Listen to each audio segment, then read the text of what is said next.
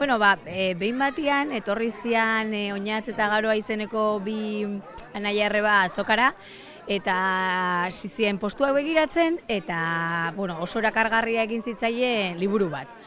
Eta amari eskatzen egon ondoren, ia azoka itxi behar zutenean, erosi zuten, nahi zuten liburua. Eta poltsan sartu zuten. Baina, ateratzea zijoazenean, liburuak bizi hartu zuen eta poltsatik atera intzen, eta korrika joan zen. Ama, oio egin zauien, eta han ikusi zauien liburua ospa egiten, amak ikusi zauien, falta zana. Eman duztien matrakakin, banoia ontsi bertan. Eta ama korri liburuaren atzetik abiatu zen. Hartu zauan zen, eskerrak. Joan zan bere seme alaben ganatez, begira, aurkitu dut, hainbeste guztau jatzuen liburua, harrapatu dut. Baina, liburua zabaldu zabienean, aizu, horri guztiak txuri.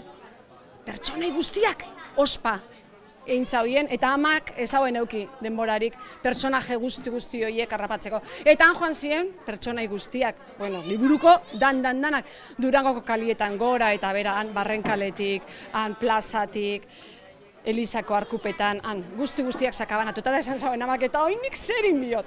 Dakizuen bezala, personaiek liburutik irten, Durangon barrena sakabanatu ziren, eta ara, han joan zen printze guapo bat, nora ezean, ze espai zuen printzesari bilatzen. Konturatu zen Durangoko printzesak ez zirela joaten soineko arroxa eta koidun eta harritu izen izugarri zen olako printzesak aurkitu zituen.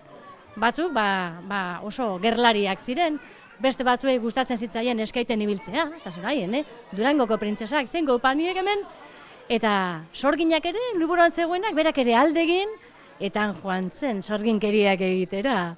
Berari ere burutik pasa zitzaion, beste liburuetako testuak ere ezabatzia.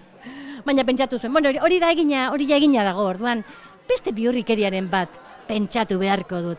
Eta kontu zibili beharko duzu, Durangon barrena sorgin horrekin topoiten bauzue, auskalo zer egingo dizuen. Eta zen gehiago ote zegoen liburu horretan, zen gehiago, aurjalea, bakizu zerren aurjale bat, ogoro bat, umea jaten dituena. Eta anabiatu da Durangon barrena, baina alako batean, talo usaia. Eta joan da taloa jatera, baina jendetza taloa hartzeko. Eta gure aurjaleak ez da kapazintziarik, orduan igual zai dagoen bitartian, eta zu ere talo bat jatera joan baldin batzea, erne ibili, agian alako batean nabarituko duzu norbait ari zaizula, belarrian kas, agian aurjalea da. Hori egiten baizu, eskaini duzu taloa, askoz gehiago gustatuko zaio taloa, zure belarria baino. Ze ziur naiz gaur ez dituzula garbitu, ez da? Ne laguntzikin horrek. Eta zen gehiago gote dabil ipuin horretan. Badakizu zera, hainbeste personaia daude, non utzi barko diegu urrengo kontalariari jarrai dezan. Ze seguro asko hortxe utzi dituela nik aipatu gabe. Eta hainbeste pertsonai hortik galduta, mundu guztia konturatu egin zela.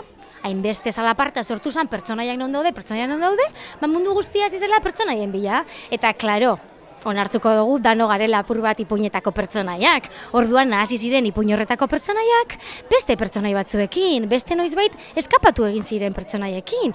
Eta antxe bueltaka ja ezekigun nor zan nor eta ze ipuinetakoa ginen. Eta danok saltza horretan zer egin genuen?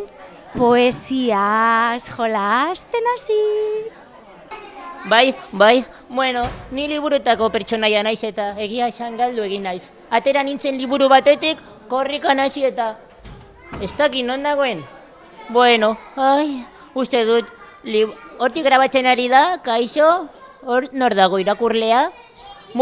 Nik liburu bat topatu behar dut, ireki, bertan sartu, eta lokuliska bat hartu, urreko gurirako deskantzauta egoteko. Saiatuko naiz, eskailera getatik,